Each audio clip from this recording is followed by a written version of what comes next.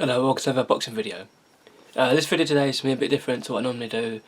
It's talking about Floyd Mayweather's career. So this past weekend, Floyd Mayweather successfully beat Andre Berto by a 12-round unanimous decision, retaining his WBA, WBC and Ring Magazine welterweight titles. This was Mayweather's 49th straight victory in a row without any defeats, and has now since retired.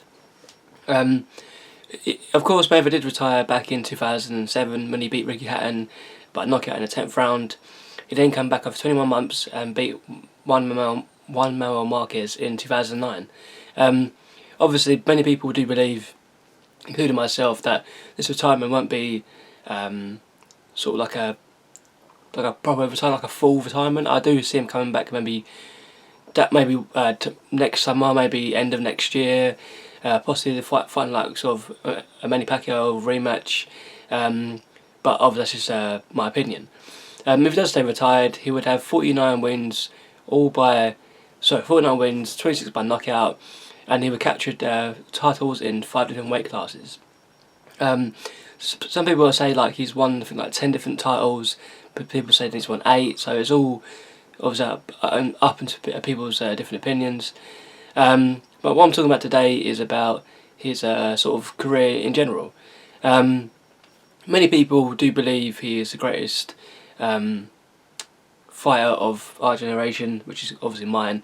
He is undoubtedly the best fighter of my generation because nobody has come close to beating him. Or maybe Luis Castillo in the first fight really gave him some tough times. So you say like a few people have given him a bit of trouble, but no one's really like gone and fought Floyd Mayweather and maybe like bullied him, put to the post, round after round, beat him to the punch, etc. So he's undoubtedly the best fighter of our generation. Of course, he does have a big ego, but if you've won all those fights quite comfortably, the money he makes, obviously he's the most expensive, most paid athlete in sport at the minute. Of course you can have a big ego and you can say and do what you want. I'm pretty sure if that was, I know if that was me, obviously I can't really speak on like obviously Floyd Mayweather's sort of behalf, but of course I would believe in myself and I would believe obviously in my own ability to go out there and perform and beat anyone who I was going up against. But yeah, back to Floyd Mayweather. He started obviously in super featherweight, going through divisions, beating the likes of Luis Castillo, Diego Corrales, Arturo Gatti, Zab Judah, Oscar De La Hoya, Ricky Hatton, Manny Pacquiao, etc. He's beaten a lot of good fighters. But the one problem I do have with Floyd Mayweather is it's like he's beaten some great fighters, but there's been a few times in his career where I thought he could have faced maybe sort of a more dangerous person at that time. Like for example, I read a while ago that in 2007 there's like sort of like a rumour going around that Floyd Mayweather was going to fight Antonio Margarito. Back then was obviously a big welterweight at that time, seen as one of the best welterweights in the world in that sort of period. But he chose to face Oscar De La Hoya.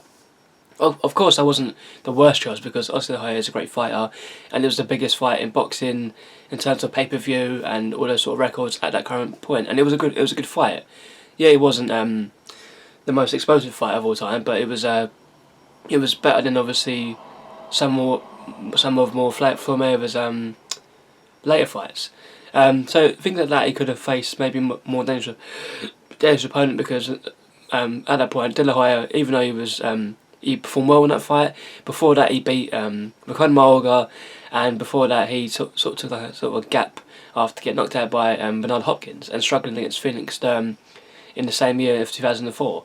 So there's been a few points, and maybe like when he was in sort of like the lightweight division, he beat a lot of fighters there, but then he could have faced maybe a better person in the light welterweight division, maybe Costa Zoo at the time.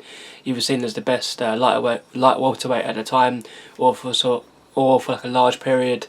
And then he faced Arturo Gatti. I love Arturo Gatti. He's a great fighter, all action fighter. But he's not the most. He knew he was never going to beat Floyd Mayweather, even in his prime back in maybe late 90s or something. He's a tough fighter, but he doesn't have the skill set. He's got the heart and toughness, and probably the power to maybe travel him. But he would never. Not just about Terry I would never see a Terry beating Floyd Mayweather. But he fought him and he beat him, so he picked another world title.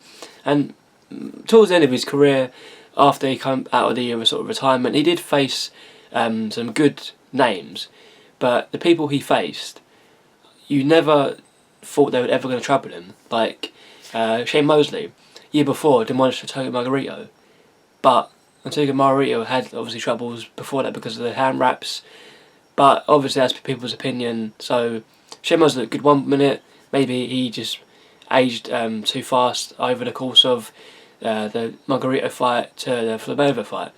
And of course fighting likes of Victor Ortiz, I mean that was a good fight, but he got a bit lucky in that one.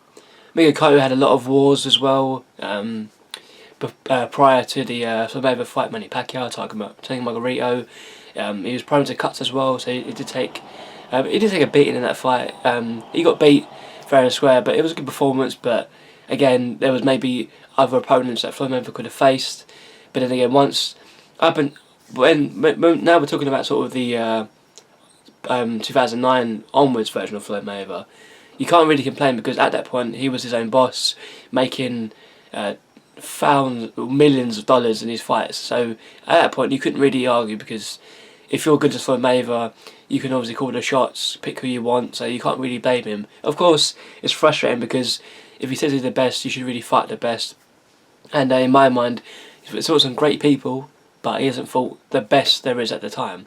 Of course, he could keep arguing the fact that, we could have fought the best, but many fighters have done that over the years. But I'm not going to go into that because it's about Floyd Mayweather. So, he beat Andre Berto last Saturday.